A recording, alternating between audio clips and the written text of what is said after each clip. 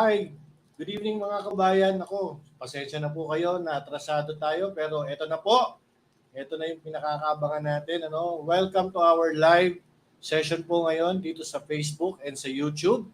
Ako po yung lingkod si Mark Lopez and ito, isasama na natin muna sa ating screen ang ating guest co-host. Faith! Good evening, Faith! Good evening! Ayan. Madilim pa sa amin. So, Kamusta dyan sa Clarita, Faith? Okay naman po. We are having a very rainy mid-spring season. But other than that, masaya. Masaya naman po ang aming kalagayan dito sa Canada. Magandang gabi po sa atin sa Pilipinas. Ako'y medyo ang aga kong nagising para dito. Oo nga, di ba? Baliktad ang oras natin and we are really so excited. Ako excited dito sa ating magiging guest. Nako, Diyos ko po. Di ba, Faith? Yes. We apologize for the delay kasi naantay pa po natin si Dr. Carlos. I just actually got off the phone with her. And she told me that she will be joining us in a few minutes. Just give her time to get ready. I think she's already here. Is she? Kailangan pa ba nating introduce si Dr. Clarita Carlos? Oh my goodness. Yun na nga, di ba? Mga kababayan, ito na po. Without further ado, papasukin na natin on our screen. Hello, good evening, ma'am. Hi, good evening sa inyo, Mark and Faith. Nako, just mio. I really apologize because I came from a very long trip and I slept and I overslept. So, walang rason talaga. It's a privilege po and an honor for us. Kayo po ay nandito sa amin ngayon. Live po tayo sa Facebook and YouTube, ma'am. And ako po, marami ang nag-aabang po sa inyo dito sa ating programa ngayon. Yes po. Thank you very much. How are you, Professor? Kumusta na po kayo? I'm okay. As usual, I'm enjoying the weekend. What I usually do is go to my farm in Indang, Cavite, magtanim, at magprune and lahat. And then come back to Quezon City again. Ano yan, ritual yan every Saturday. Kaya nung si Faith nagsabi sa akin na mag-i-interview ng early in the morning, sabi ko, ay nako, 4 o'clock pa lang ng umaga, ay nakalarga na kami dyan papunta. Talaga po. Faith, si Doktora is, di ba, she's very much talked about right now.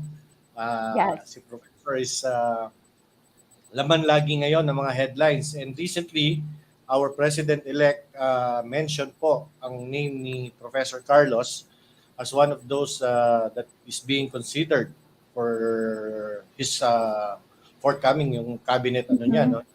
Composition of his cabinet. And siguro dito madidinig natin ang input or ang insight ni Professor Carlos herself kung ano yung magiging po niyan. Estado po ng usapan dyan. Professor? Well, let me just say that everything is still in process and let the announcement come from the end of the authorities, when that time comes. Yes po. I think a lot of the people who have been following you are actually really pushing for you to be part of BBM's cabinet, no? And part of the reason and one of the reasons why I invited you for this talk, Dr. Carlos, is what happened within the esteemed educational institution, which is the University of the Philippines. Na even from ako po kasi graduate din po ng UP, Los Baños naman po ako. So I was nagulat ako nung nabasa ko yung statement po nila na yun. And that kind of like disappointed me as a person. Kasi when you say UP, you talk about mga free thinkers, di ba po? So how did you react, and how did how did that happen? I think a lot of the people want to know na paano nangyari yon. Why would they do something like that? And what's going on within the walls of UP for them to even, you know, release such a statement to someone who has more than 53 years of experience, diba? And I'm not just talking about being a professor, but your all the research that you've done, being part of the national defense community there in the Philippines.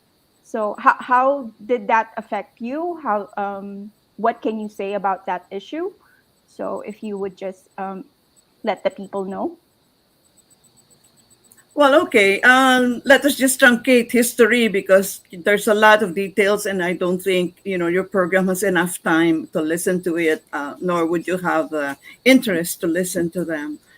About 2 weeks ago, I was coming back again from Tagaytay, and I got a call from the chairman of our department that ostensibly a collective stand, that was the term he used, was taken by my colleagues in the Department of Political Science, expressing concern that I have styled myself as an active member when I am in fact retired. Mhm. Oh Of wow. course, I was totally both surprised and outraged because how in heaven's name will I style myself as Yes. active when I'm 76 years old, Mark Mm-hmm. and Faith? And Mm-hmm. I mean, everybody knows that I am retired. And why will I claim that idiotic claim Mm-hmm. that I am active? Okay. So the moment I got home, I shot an email to the department and said that where is this coming from? And in really how do you great indignation, I said, this is coming from. It's not really an issue being active or retired because I have been retired since 2011 and I have Yes. been interviewed by foreign and local networks 10,000 times. I'm exaggerating to make a point. How come you never made an issue of being retired and active? So I said there's something else behind this. And do you know what that something else is? That all of you guys have Mm-hmm. shrouded yourself in the political color of one candidate, and I did not worship in the altar of that candidate. That was the issue. I Yes. subsequently shot another email and I said, I want to be invited in another department meeting because you took this in the department meeting, and I will confront those who made those accusations, and I hope they have the balls to defend themselves. Yes. So, subsequent to that, the department chairman in the middle of that week, remember that happened 2 Sundays ago, Yes. uh, called me up again, Mark, and they said, Ma'am, the department said, let the matter be laid to rest daw. Sabi Oh ko, my goodness. ay naku Mm. Mark, nagpanting yung tenga ko, no? Alam Grabe, mo, no? ang middle name ko Mark Faith Guerrera, bata pa ako nakikipagsabunutan na ako diyan grade 3 pa lang ako, I remember. No? I mean, hindi ko pinapayagan yung taong, hindi ko Yes. pinapalampas yung grade 3 pa lang ako, I remember noon, haba ng buhok ko, nakipagsabunutan ako diyan sa elementary school ko. Anyhow, to cut to the chase, so Yes. sabi ko, aba, okay kayo ah. Inumpisahan nyo tapos, let it be laid to rest. No, Yes. it Yeah. Yes. won't work that way. You guys, you meet in a department meeting and you retract whatever accusations you have made. No? Yes. And there has been, since Wednesday, there has been no word from them. The chairman has not called me up and the like. And I have taken legal steps Yes. to really protect myself, Yes. invoke the protection of our cyber libel laws. Because, Mark and Faith, I'm 76 years old. Alam mo, 56 years ko, I started teaching when I was 20 eh. 56 years kong binuno yung to get the rank. Yeah. Professor 12 is a rank in the university. Mhm. And you have to go through instructor, assistant professor, associate professor, full professor with various steps within each rank to get to full professor 12, the highest rank in the university, which I got. Mhm. So, hindi pwedeng, kaya ka ang tawag ko nga sa kanila, cretins, no? I apologize, but yes, they're cretins. Alam mo yung cretins, yung maiksi, yung maliit na isip, no? Yes. And Yes. I don't think that's a bad word. It's a description Yes. because the university is supposed to stand for academic freedom. We're supposed to Exactly. profess, di ba? Yeah. Faith. You're from the UP, Miski Los Yes. Baños ka, you're part of the Opo. university Yeah. system. Kanya, professor, you're supposed to profess according to your best slides. Halimbawa, Mark, pinaturo mo ako ng course on geopolitics. I will design the course according to my best slide. No one person can tell me how to design my course. That is academic freedom. No? Mhm. Hindi mo pwedeng busalan ako at hindi mo pwedeng ipreso yung kaisipan ko. Ito yung beyond me in this case.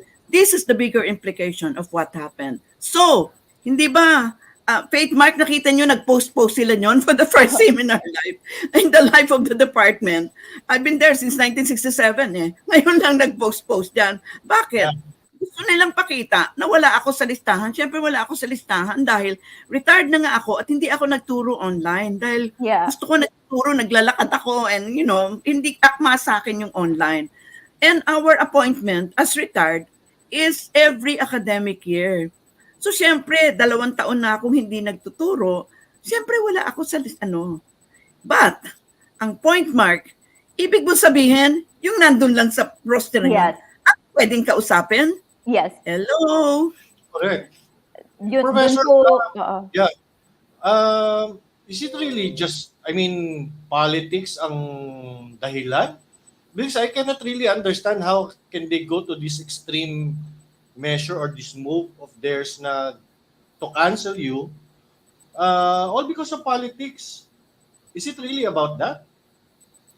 I think it's all the despicable and abominable movement going on around us now, Yes. called inappropriately as cancel culture. Mhm. Di ba nagmulayang sa Amerika, Canada, Faith na yung mga universities, pag hindi tama sa lasa nila yung speaker, sasabihin nila sa kanilang chancellor, wag mo imbitahin yan ha, kasi hindi yan akma dun sa aming pag-iisip. I mean, Yeah. what do they want to do? Na lahat na lang tayo, pareho na lang isip natin. Aba, let's just go under a dictatorship, Mark, or authoritarian regimes na bawal mag-isip ng iba. Yun bang gusto nila? No, we're under a liberal democracy where, within the limits of what can be said and what can be declared, you're free to say anything that you want without harming another person. Hindi ba? Hindi ba yan ang essence ng liberal democracy? And you said it in one of your posts, yung homogenization of education is actually the hallmark of dictatorships. Na ang dictatorship kasi isa lang yung pinag-aaralan mo, isa lang yung pinag-iisipan mo. Hindi dapat ganun. Kailangan malawak. And democracy, they work, kailangan may opposing sides eh. That's how democracy flourishes, Yes. diba po, Prof? Yeah. And Yes. ironically, these people that are, promoting this cancel culture are the very people then shouting and screaming to high heavens about democracy, about freedom of speech. Tapos, Yeah. sila Mark, yung isn't nambubusan. that the greatest irony, no? Yes, diba? Bigotry and university, they cannot be found in the same sentence. Because bigotry means, miski anong pakita kong ebidensya sa inyong dalawa, hindi magbabago yung isip nyo. No? Exactly. Yung para talagang, yung orthodoxy mo is fixed. Period. But alam mo, as scholars, you don't end your sentence with a period because your mind is open to new evidence, to new thinking. Your sentence, in fact, ends in ellipsis, yung dot, di ba? Ellipsis yon, which means that I'm open to new evidence. If it is harder evidence, I'm going to accept it. That's part of the humility of scholarship, to accept depending on what the evidence presents to you. But a bigot, miski anong evidence ang pakita mo sa kanya, will stick to what he or she believes in. And bigotry has no place in a liberal democracy. Very Yeah. well said, Dr. Carlos. We have someone who just commented, no, si Attorney Spocky Farolan from our comments, from being UP professor to being the profesora ng bayan. So ngayon po, ini-embrace po kayo ng mga tao. And as you've seen po in your very wall, kasi fina-follow ko din po kayo sa Facebook wall po ninyo, nababasa ko yung mga sagot po ng ating mga kababayan sa inyong mga posts. And they are so willing to learn from you po Dr. Carlos. How are you taking this all in? The sudden ang dami niyo ng readership, Outpouring ang of daming support. the outpouring of support na natututo po sila sa mga wall posts po ninyo. So ngayon po, it's not just within the UP yung inyong classroom. Ngayon po na worldwide na, sabihin natin Yeah. kasi madami po tayong global supporters. And how are you taking it so far? Doctora, you're now Wow. an icon. Well, of course, bilang guro and bilang educator, it really warmed my heart, no? Ako naman, ayoko naman maging popular. Hindi ko nga alam kung saan nakikita yung number of followers. Tanong ko nga sa apo kung saan niya nakikita. You have you have that over aside, 300,000 followers. yeah, that aside, I really like that people now realize that geopolitics and foreign policy and international politics are not arcane issue areas which I, as a political scientist, should just be interested in. That is the interest of everybody. Diba? Why should you be interested in the Quad, in AUKUS, no? Yes. In carving spheres of influence? Because we live in the Philippines. So geographically, strategically located, to your east, across the Pacific Ocean, is the US, and to your west, the contested South China Sea and China. I mean, do you see how so important we are strategically? And I am really so edified, Mark and Faith, that people, who are not even in political science suddenly became interested in geopolitics because this is everybody's interest. Di ba? Ang ganda? Ano talaga ang ganda sa damdamin. Opo. Yan nga po yung aking sana susunod na tanong How important is it for the ordinary people to understand what's going on outside their country? Yung sa inyo po. Because foreign policy is not really foreign. Foreign policy concerns are coming from domestic concerns. Why do you have 10 million overseas workers all over the world? It's because there are no jobs here to be had. If, as President Duterte and now President Bongbong had now promised, then we will try to make our recover, jobs, so that, jobs will be created here, so that our teachers, our domestic workers will not have to separate from their families, Yes. And really take care of their children as they should be doing. And there will be social cohesion, because social cohesion is the hallmark of democracy. If you start fracturing the basic unit of society, which is the family, then that is a very, very dangerous start. So both Presidents Duterte and Bongbong Marcos realized all this, and that is the reason why you will notice they have a very, very high-powered economic team. Yes, correct. Professor, speaking of foreign policy, how will you assess the Duterte administration insofar as its approach with foreign policy is concerned? How would you grade it? I think, well, it is premature to grade it right now because all the data are not available to me. Whatever data are available to me are, those that you also read. But given that kind of caveat, I think I will give it a passing grade because pragmatism is the major, how do you call it, description for President Duterte's stance on many, many issues, because he knows that, despite the arbitral tribunal declaring that China has no basis for its 9-dash line, President Duterte knows that we don't have the wherewithal to, in fact, go beyond that statement. That is the context of his saying that that is a piece of paper until we put force behind it. And that is the nature of international politics. All those UN resolutions, they're just pieces of paper if you do not put force behind it, isn't it? Yeah. Faith? Yes. So aking next na question po, no? I think you have, punta po tayo sa yeah, freedom of Ano yan? Okay. Faith? Nawala? Yes. Hello. I'm still here. Can you hear me? Okay. Yes, yes. Okay. Yeah, we can hear you. Okay. So, parang nawala ako. Hello. Hello. Okay. So, punta po tayo sa geopolitics. Yung ating pong recently the US-led Indo-Pacific Economic Forum, the IPEF. I've just also did a bit of research about it, and Professor Ana Malindugoy actually posted as well. And ang tingin ko po lately dito is just another way for America to contain or hold yung the great power, which is China as well, yung kasama sa Quad. How are you viewing this move by Biden ngayon? And Well, siguro counting kasaysayan.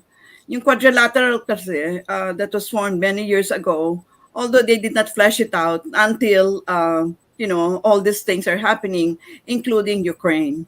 But yes. if you look at the composition of the quadrilateral, you have Australia, Japan, US, and India. But you look at India, and you listen to the declarations of Modi, and all his declarations are really hesitancy about making this a collective security alliance. Why? Because, again, looking back at history, India was once a satellite of the USSR during the Cold War.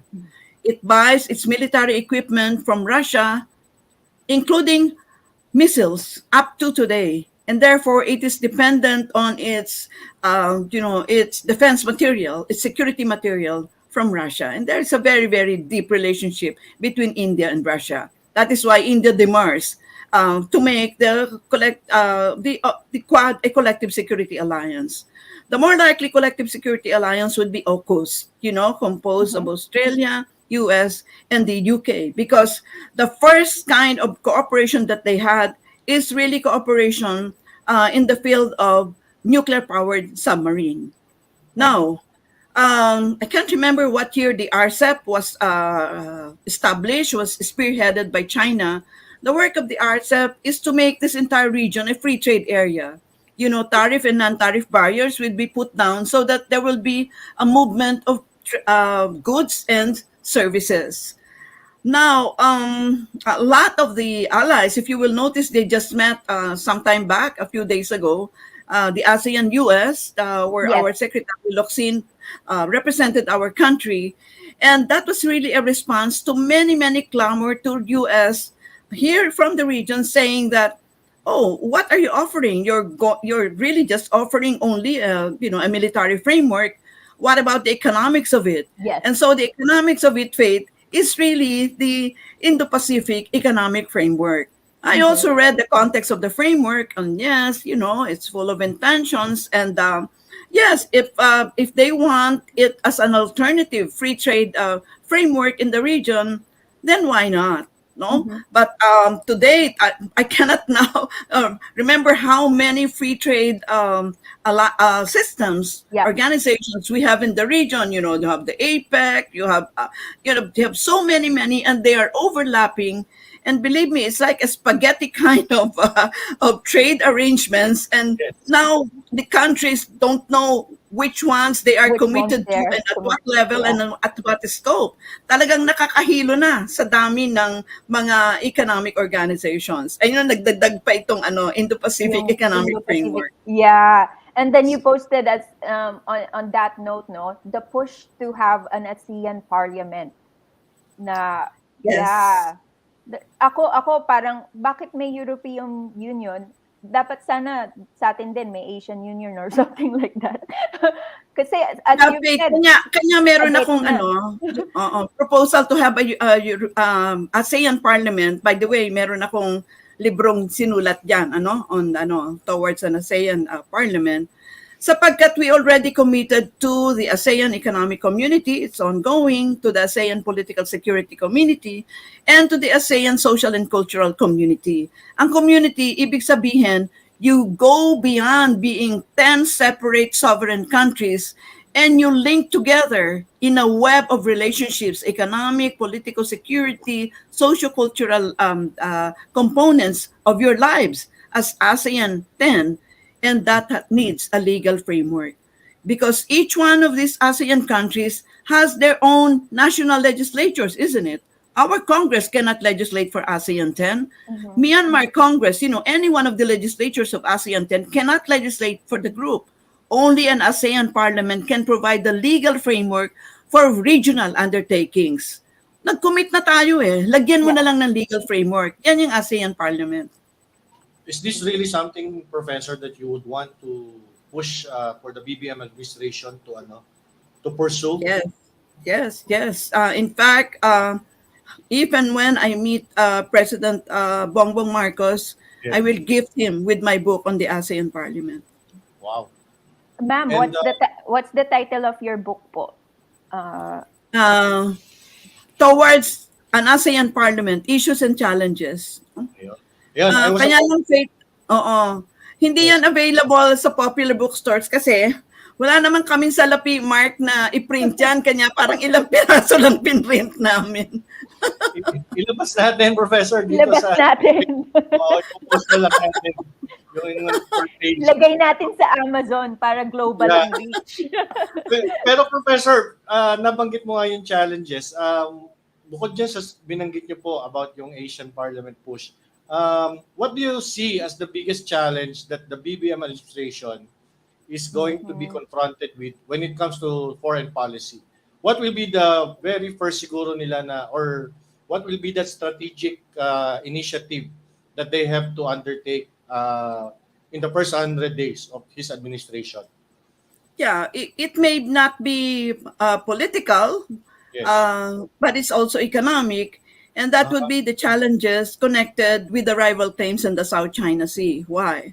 Yes. Because one of the major things that we need to continue to discuss and negotiate with China would be the fishing rights of our fishermen who have been fishing in their traditional fishing grounds.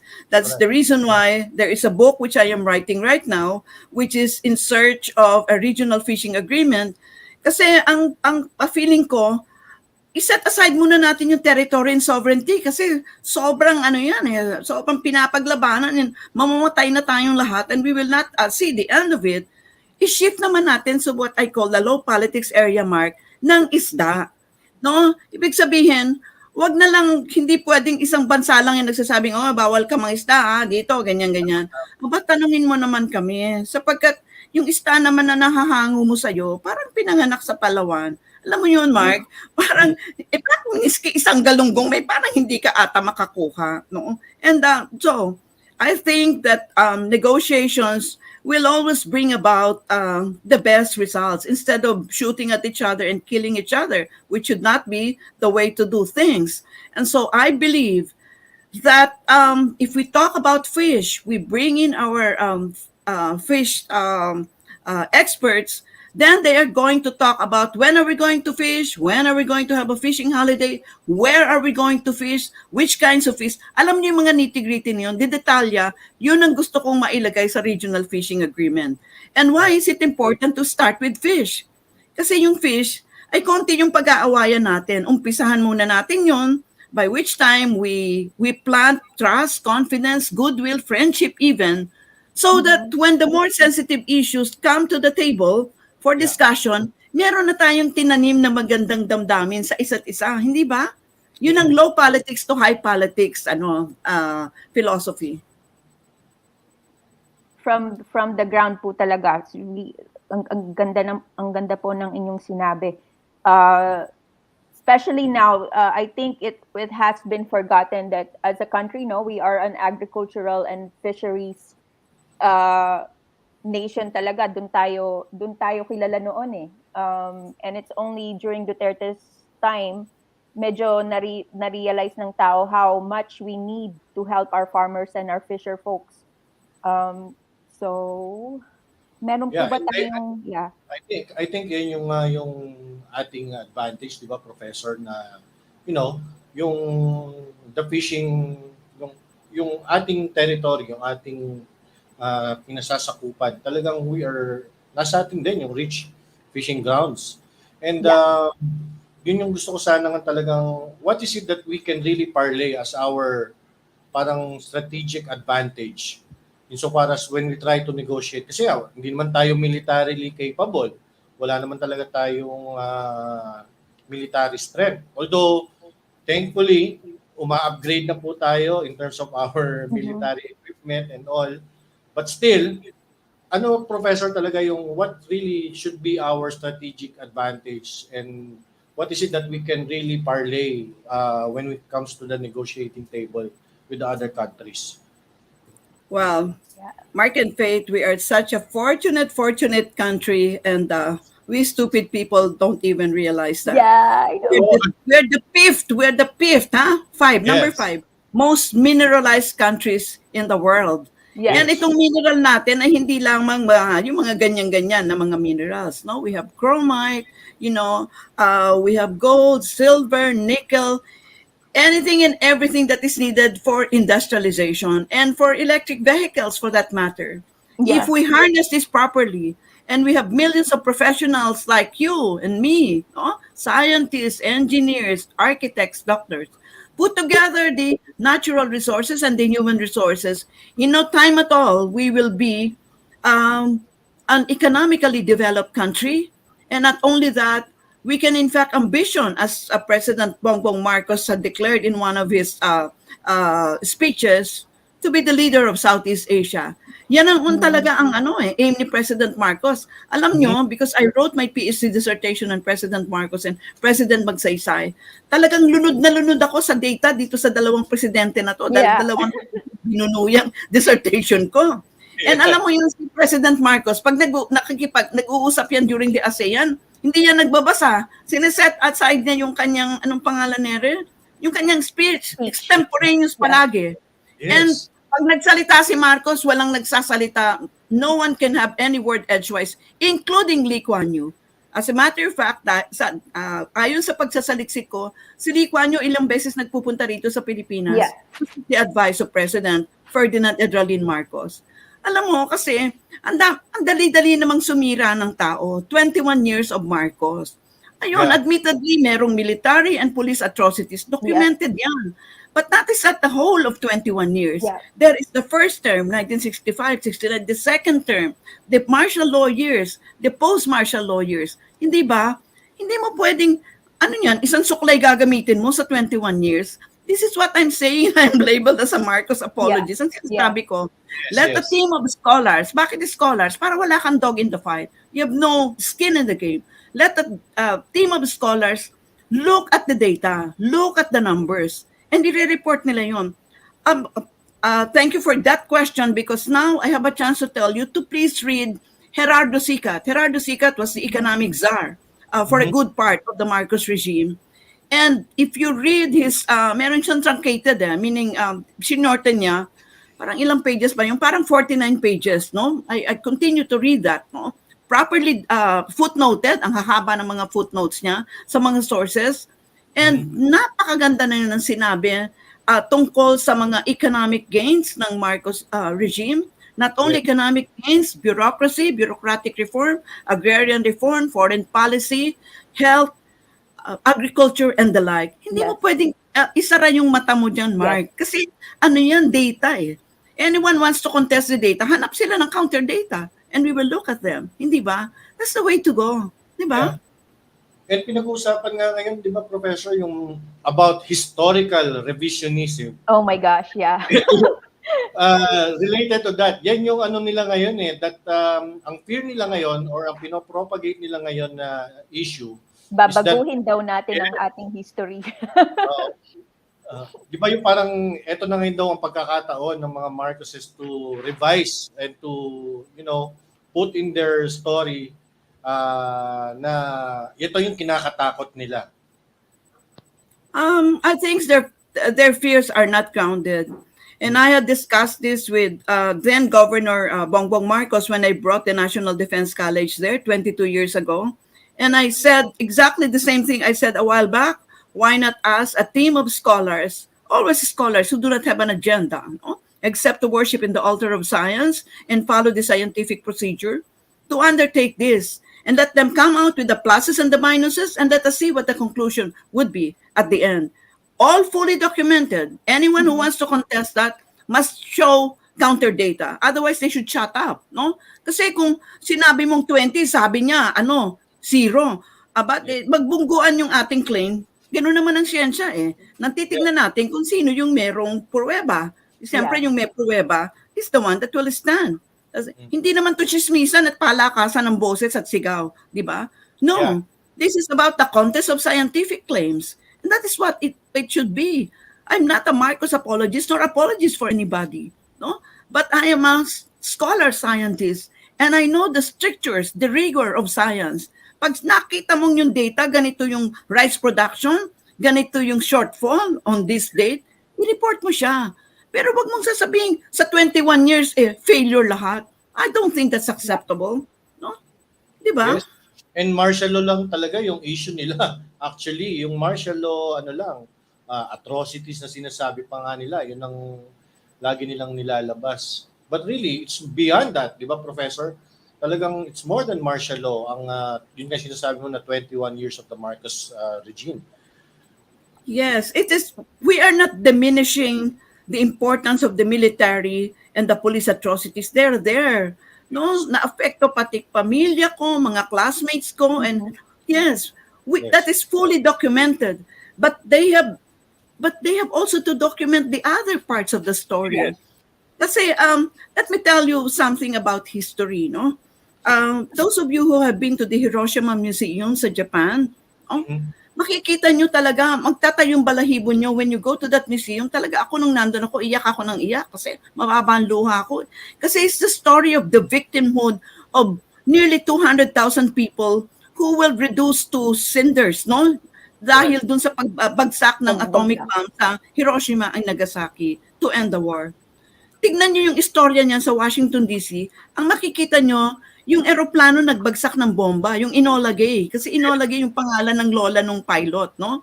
Yes. And what is the story there? Hindi ba yung story sa Hiroshima is a story of victimhood? Doon is a story of victory. Nakita nyo? Yeah. Miski nung gawin natin, the US will insist on a story of victory. Japan will insist on a story of victimhood. Dapat maintindihan natin yan. There is no one EDSA story. There are as many EDSA stories as there are storytellers. But let those storytellers be authentic storytellers. Hindi pwedeng nakichismit lang ka sa kaibigan mo na may istorya ka na. No. You have to be there. You have been there. I was a participant, observer there. Kasi nandoon ako. Natakbo-takbo ako dyan with the University of the Philippines faculty when that happened. Diba? In 1986. So, I have my own story. Napilay ako dyan dahil nahulog ako dun sa, umakyat kasi ako dun sa, ano ba yun, yung fate, yung paglagyan ng mga bulaklak dun sa krami. No? Oo, biglang may nagsigaw na, merong daw, ito, granada. Granada. Pagtalong kong ganon, fate, gumanon yung paa ko, alam mo yon hanggang ngayon, no? Hanggang ngayon, while I'm talking to you, dahil umuulan-ulan eh. Nararamdaman nyo. Oo. Ilang taon na yun nakakaraan, 1986 pa. So, meron akong istorya. May istorya si Enrile. May istorya si Aquino. May istorya si Hunasan. Si Hunasan di pa nagsusulat, di ba? No. May And nakita mo yung istorya ni Ramos, ni Almonte, at ni Enrile. Madaming kumontra dyan. But teka muna, parang gwapo ka dito. Parang hindi totoo to. Di ba? May isang tanong dito, Professor, with regards to yung kay President Marcos din. Mhm. Yeah, here, sabi ni Joel Makaray, what about Sabah? Have we a chance to get back Sabah? Would we be able to get back Sabah if we join militarily with Militarily. Indonesia in the confrontas in 1963-66? Um, Looking back, sometimes kasi when you look back, Mark, parang almost 2020. And I really don't know. There were too many factors and forces during the confrontasi, between Indonesia and Malaysia at the time, because Indonesia refuses to make Malaysia a federation because dalawa doon ay nasa kanyang Kalimantan Island. Tignan niyo yung mapa ninyo. The Kalimantan is owned by Indonesia. But part of the Kalimantan is Sabah. And pag kinalkal nyo yung kasaysayan, talagang Sabah ay sa atin binigay at the fact na sila ay nagbibigay ng monthly na anong pangalan nila? Ano yung parang renta. Uh-huh. Yes, Ikaw ba nagre-renta ka, Mark? Iyo ba yung lugar, no? But yes. ang dami nang nagdaan yan, and it is our fault that various leaders really, blew hot and cold on this issue. Nung si Cory Aquino, dahil hindi niya naiintindihan ito, pinadrop niya yon and inutusan niya si Senator Shahani na gumawa ng memo para i-drop yon kasi gusto niya magbisita si Mahathir kasi ayaw pumunta ni Mahathir noon dahil hanggang hindi natin dinadrop yon. And at the time, consultant naman ako sa foreign policy ni Senator Shahani. So, ako yung pinasulat niya, Mark, ng memo. Sabi ko, hindi ko masusulat yan kasi tinuturo ko yan sa klase ko and we should not drop the Sabah claim. So, sabi ko, naku, ma'am, Senator Shahani, hindi ko po masusulat yan kasi against po yan sa aking, nalalaman bilang scholar na hindi po natin i-drop yung Sabah claim, no? So, fortunately, hindi rin na-drop during the time of Cory Aquino. And subsequent leaders really, sometimes they just put it on the side, sometimes they didn't pay attention to it. Pero yung claim natin ngayon is really not a proprietary claim kasi nandun na yung mga Sabahans, although most of them really are Filipinos, but claim natin doon sa mga, anong pangalan nere, yung mga heirs ng Sultan. At meron ng, siguro a month ago, Mark Faith, meron ng ruling yung isang court in regard to that and naghihintay pa lang na its realization. So, dahil within the ASEAN, Malaysia naman is an ASEAN member, so ayusin natin ito through negotiation. And remember kanina, we talked about ASEAN Parliament, ASEAN regional integration. At a later time, those artificial political borders will not matter anymore. So wag na nating hati-hatiin yung karagatan kasi pati mga isda ay nagiging mentally ill na, hindi na nila ilalaman. Sus, Mariosep, saan ba ako dito lulugar? Di ba? Tayong mga siraulo yung naghihiwa-hiwa ng karagatan. Nasa China ba ako? Nasa Philippines ba ako? Siguro confused na yung ating mga isda, no? Hinahanap na nga ng isda yung border. Hindi niya mahanap. Parang noon, hindi ba yung Brunei kinarve out din ng Great Britain dun sa Kalimantan? Nasa Kalimantan din siya, makikita mo nandun sa sa northern part So meron kaming joke na yung mga kambing na nasa Brunei, hindi na sila makaka-cross up papunta dun sa mga yung part ng Eastern Malaysia nang wala silang visa dahil hindi na sila manginginain ng damo. No, we make that joke to make a point. To make a point that the borders are artificial. Pati yung kambing, hindi niya alam na hindi siya pwedeng makakross doon dahil ibang political jurisdiction na yun. Meron pong mga nag-comment din po, no? Professor, anak ako ng isang farmer na nakinabang sa land reform program noong martial law at saksi din ako sa magagandang programa noon ni President Ferdinand Edralin Marcos para mapabuti ang ani ng mga magsasaka. Tapos ito po ay galing kay Miss Grace Lica Pacenza. Meron din po nag-follow up na si Mr. Edmar Buenaventura. Me too, anak ng magsasaka. My father was Farmers of the Year way back 1972 during Masagana 1999. Yes. Yan yung mga programa na, di ba? Na biglang binura sa history, hindi na po alam nawala. Yan, Mark, Faith, ang gagawin ng mga scholars. Pag-interview ka ng tinatawag na key informants. Those people who were alive, who experienced the 21 years of the Marcos regime, and ask these key informants, i-record mo yon. Make sure na lahat ng boses nakuha mo, yung hindi maganda, yung maganda, no? At ito mismo, kasi anak siya ng farmer, that means andun siya, nakita niya yon. And by the way, alam niyo yung agrarian reform, yung kukunin ninyo yung lupa, it has not been done outside of martial law. Yung Taiwan, kanya na-subdivide nila yung kanilang large tracts of lands na owned by the landowners. It's because they had martial law at the time. Wala namang pwedeng makakuha ng lupa mo, Mark, hanggang hindi under a martial law regime. Talagang hindi sila papayag, makikipagpatayan sila pag merong naghati-hati ng lupa mo. Wow, okay. Hindi ko po alam yon. Oo nga. Okay. Yung dagdag ko lang siguro dun sa accomplishments ng Marcos administration na hindi rin talagang nadi-discuss lengthily. Professor, di ba, dito itong pandemic, we saw yung naging kung ano ang stand or ano ang situation ng ating public health, ng ating public health And we see na dito sa pandemic, nakita natin na talagang yung ating public health system is very inadequate. And ang nakita pa natin mga gumagana pa or ang effective pa ay yung mga institutions, mga health institutions na tinayo pa under the Marcos administration.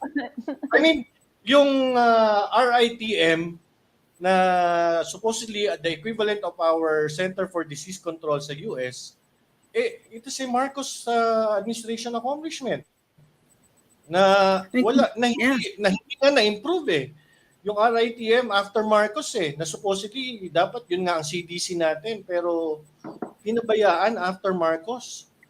And well, ang rason doon, ang quick answer doon, Mark, is when Cory Aquino took office, no, and came out with binura niya lahat ng mantakin mo pati Department of Energy inabolish nila.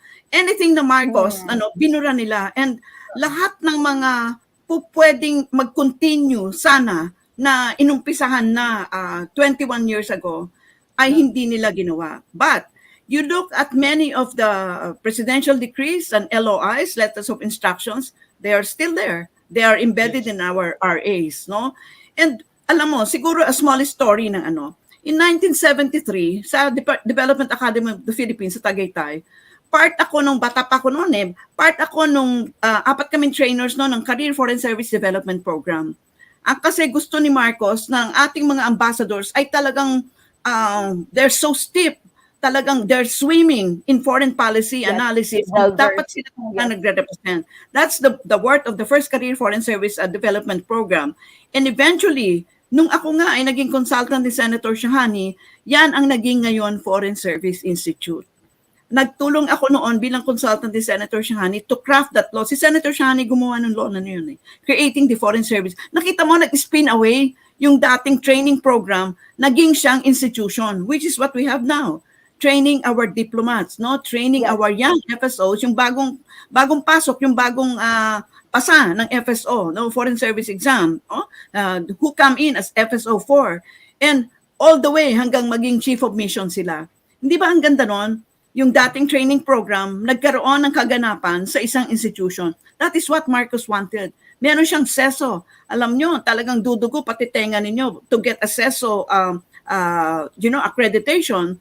But these are people na talagang kailangan mong pagpipilian kasi hinug na hinug sila sa administration, management, and subject matter expert sila. Kanya natutuwa ako na dun sa mga pinagpipilian nila, maraming scholar scientists, no? Si Dr. Caloy Arcilla is geologist, si Dr. Salvania is a medical scientist, and ako, kung i-consider nila, I'm a foreign policy and security expert, no? And ang kanilang mga economic, yung mga si Balisacan, si Jokno, etc. These are our great, scholars who are published, no? Ibig sabihin published, ang dami na nilang na ilagay sa public realm ng kanilang kaalaman. And I'm glad this is part of the very, very powerful economic manager of the the incoming administration of President Bongbong Marcos. Yan. Dapat si Professor, makasama ka talaga dapat, Professor, dyan sa lineup na yan.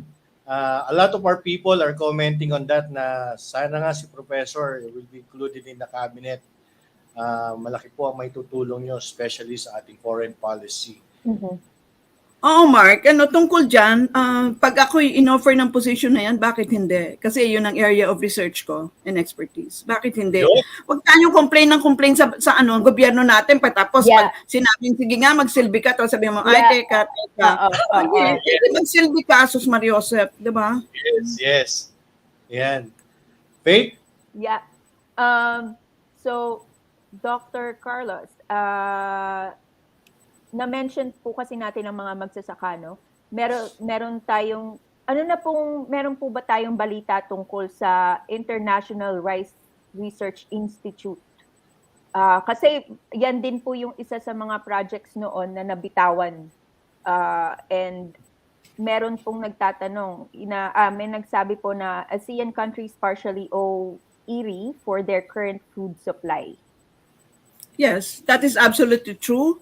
And IRI is composed of rice scientists all over the world. You know, they are not just our scientists in the UPLB, most of them agriculturists, and they are responsible, the researchers are responsible for the kind of rice species that we have now. Ngayon, alam nyo ba, dahil hindi ba yung dagat parang pumapasok na sa ating because of the ocean rise, meron na sila ngayon successfully have produced a rice variety na pwedeng sa brackish water. Yung merong salt at saka fresh, yun ang brackish water, no? Di ba ang ganda? No? Ang ganda. Maybe at a later time, baka makagawa pa sila ng rice species na pwede sa salt water. Bakit hindi? No? Yeah. So, our IRI really has contributed to the world, no? Especially in rice-producing countries, and mercifully, that has continued to their role as such has been enhanced. And yun nga napakaganda na yung cabinet ng incoming administration are composed of scientists. Yes. Because it means, Mark, no, Faith, na science is really in the middle of all policy making. Na dapat may siyensya muna, whether it's nuclear plant, you know, whether it's about health, etc. Dapat may siyensya sa gitna nun, no? Yes. Yun ang pinakamaganda talaga. And one of the recent news is yung golden rice po natin, no?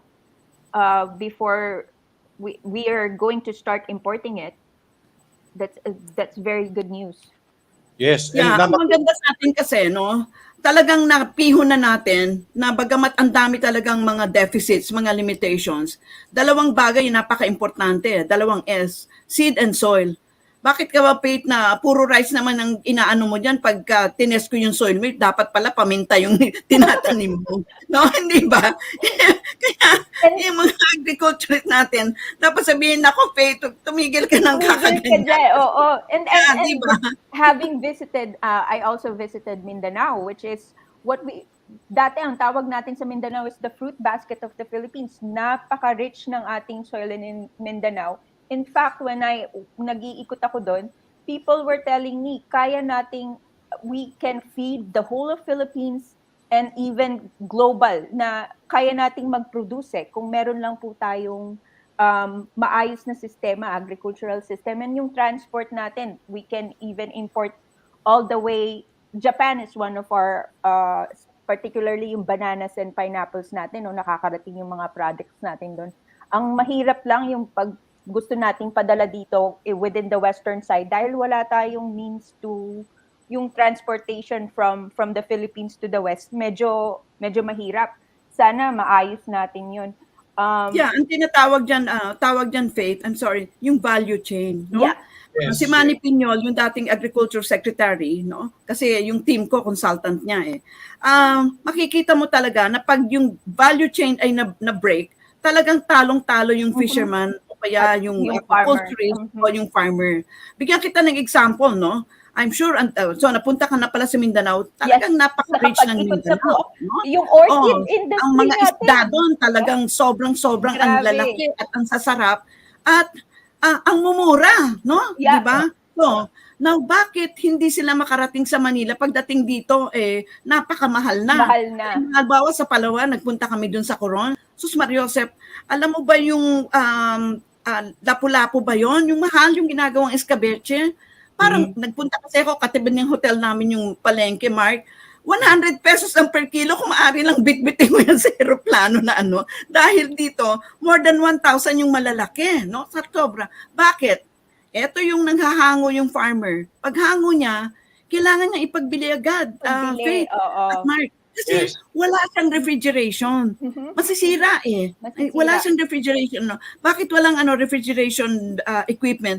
Kasi walang electricity. Paano ka naman merong freezer? Wala ka namang electricity. Nakita mo, broken agad yung value chain. Di ba? Yun din po, oo. Ako, Nakita ko rin. Oo. Yeah. Sorry. I will attest to that.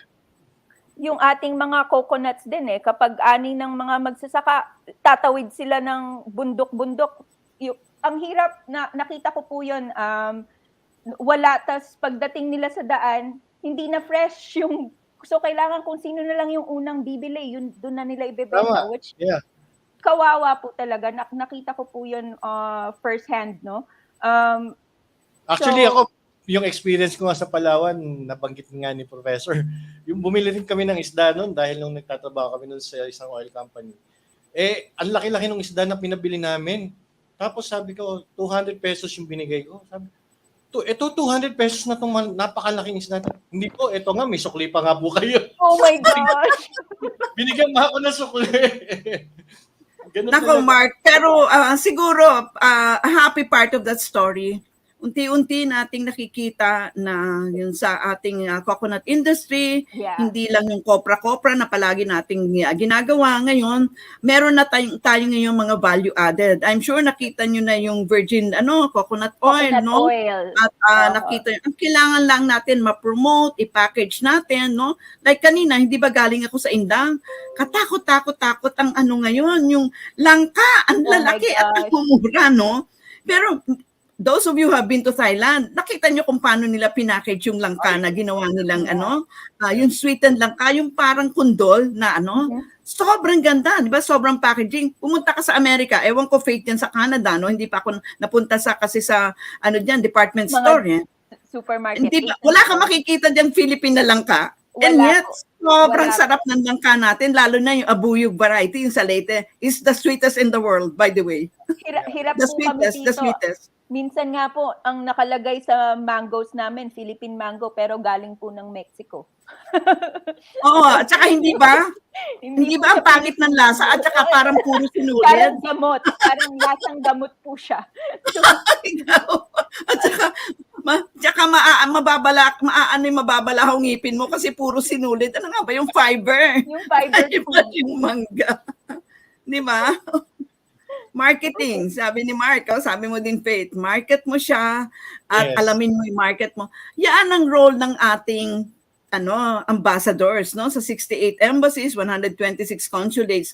Economic diplomacy beyond the protection of our nationals. Dalawa lang naman ang function nila to protect our nationals in these countries where they are posted and to sell our products. Alam mo, nag-lecture series ako sa Turkey, no, sa Ankara, Istanbul, etc.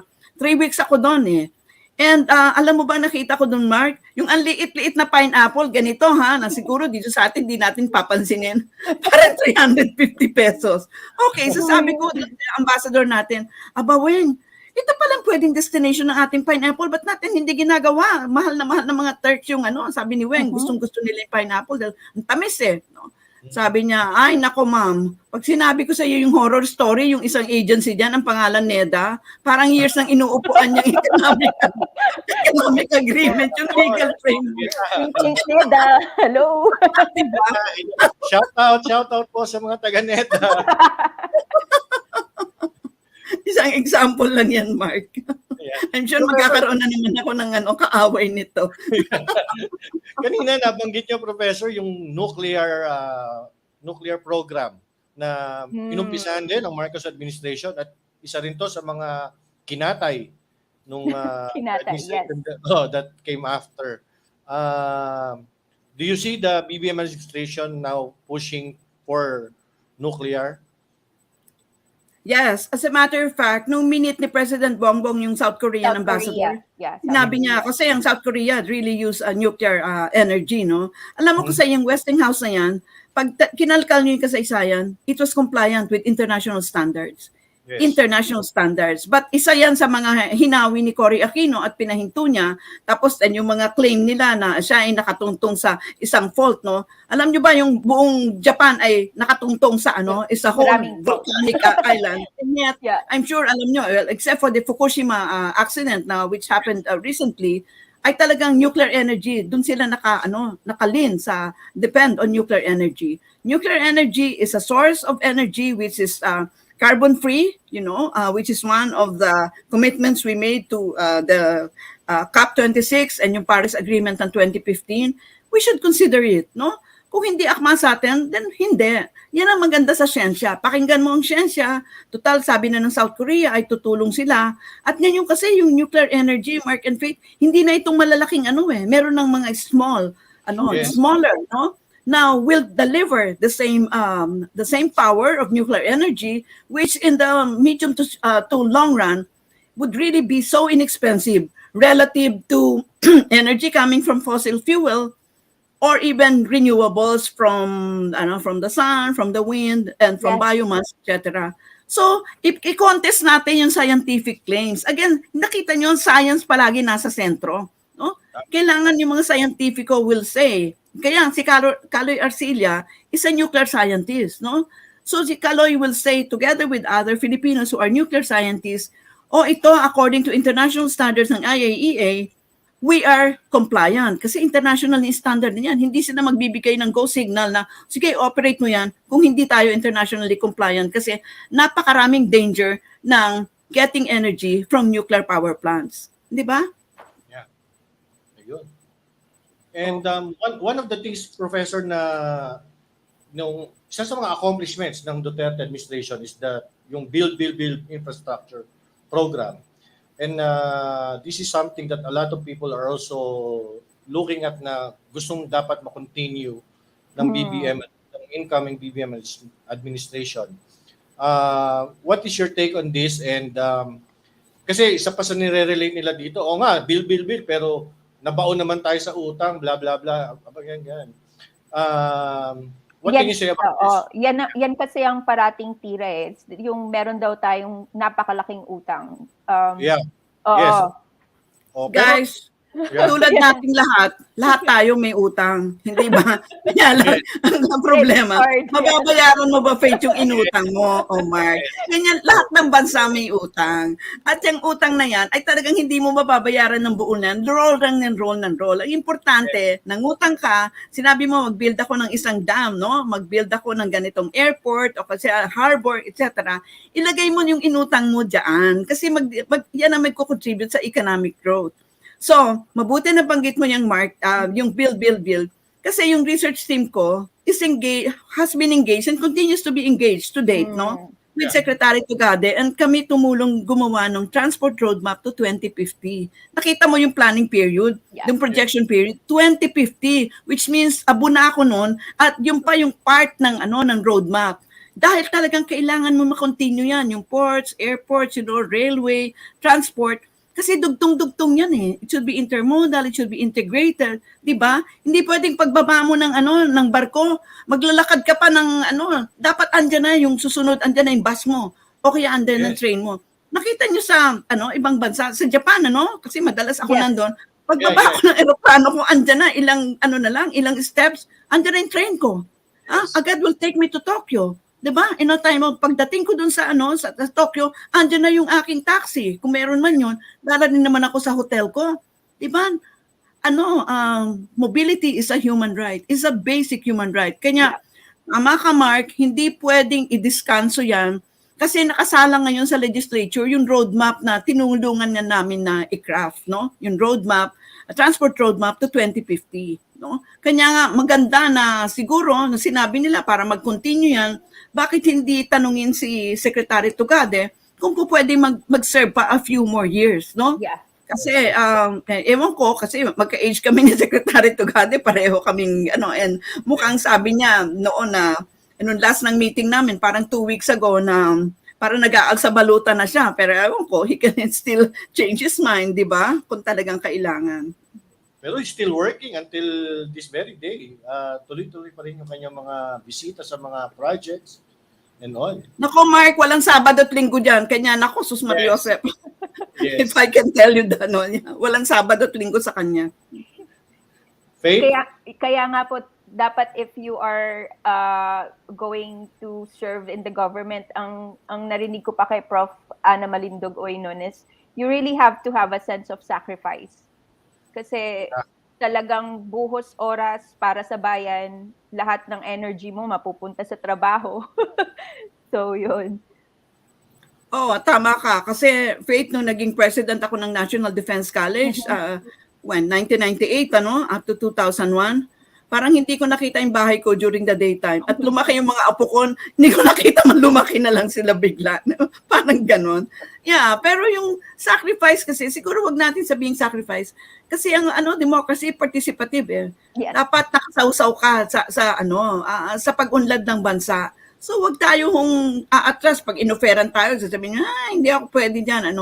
Kailangan lang tanggapin mo yung area na meron kang expertise. Huwag ka naman dadapa dun sa, can you imagine yung kabubuhan mo i-broadcast mo naman sa bansa dahil nag-aaral ka pa habang nandoon ka sa departamento. Hello, huwag mong gagawin yun. Huwag mong tatapaan yung hindi mo area of expertise, di ba? Yeah. Okay. It's 7:25 p.m. Professor, siguro po isa na lang sa mga huling katanungan natin.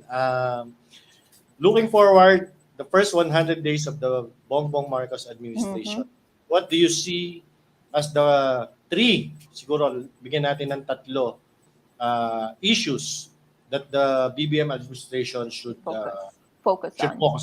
Yes.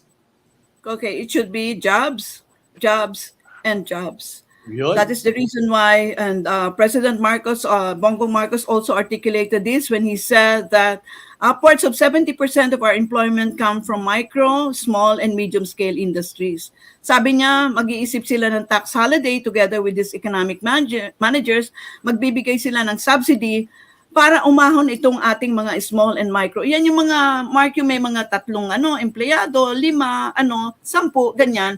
Yan ang paahunin mo. Kasi alam mo ba, ang Pilipino, ang tao, ayaw yung nagtatanggap-tanggap lang siya ng ayuda. Gusto niya may trabaho siya. Di ba? Yung self-respect, yung self-worth. So, yan. The first 100 days and beyond, it would be jobs. And the rest, yung health, yung foreign policy, yan lang ay magkukontribute para ma-create yung job environment na lahat tayo miniminti natin.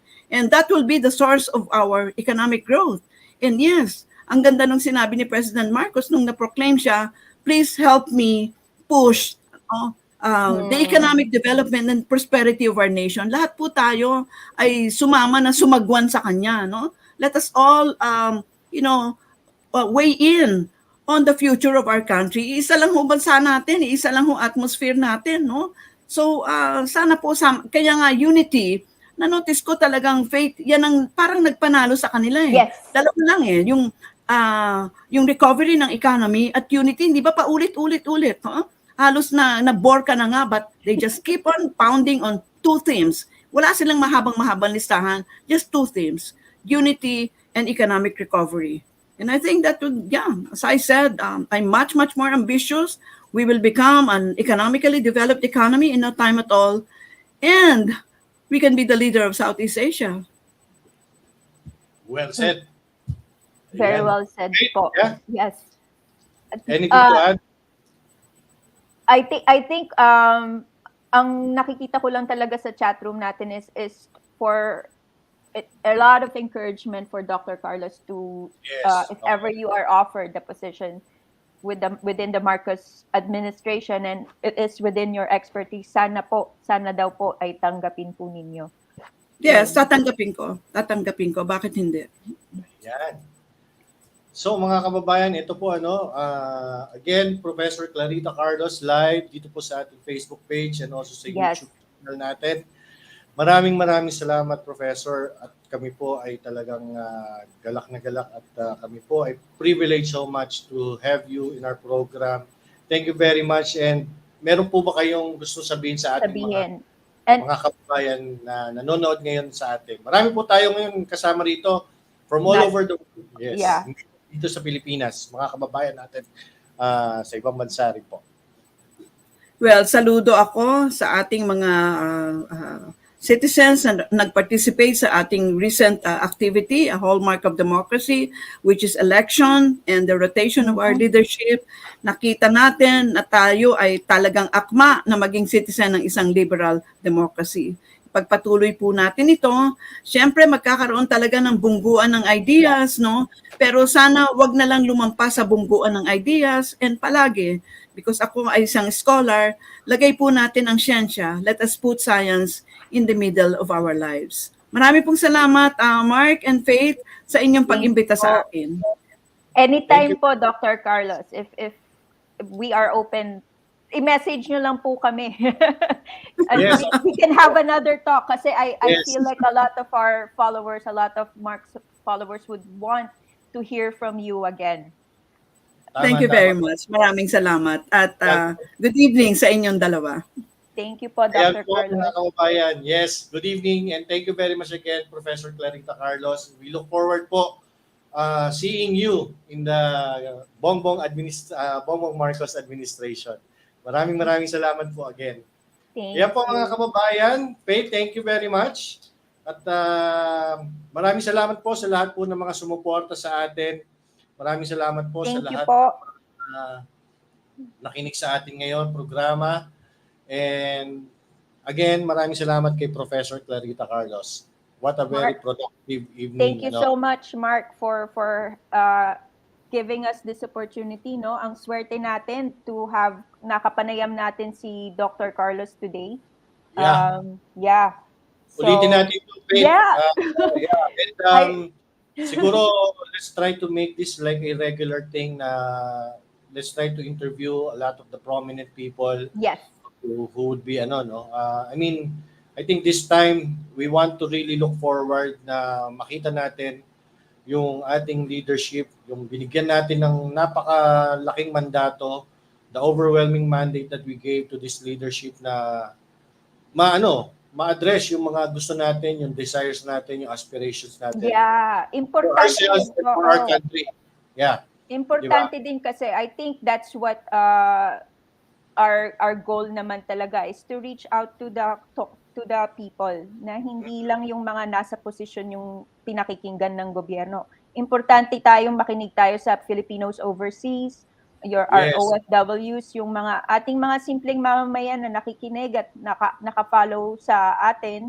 Maraming salamat po. Yeah. Maraming salamat po sa lahat po ng mga nag-comments and nagbigay po ng kanilang mga saloobin. And this is what we would, sabi nga ni Faith, this is what we would like to encourage sa mga kababayan natin that, maganda po itong ating interactive discussion that kayo po ay kasama sa usapan and binibigay niyo po ang inyong opinion and inyong commentary, which we would gladly present to our guest speaker or guest interview person, di ba?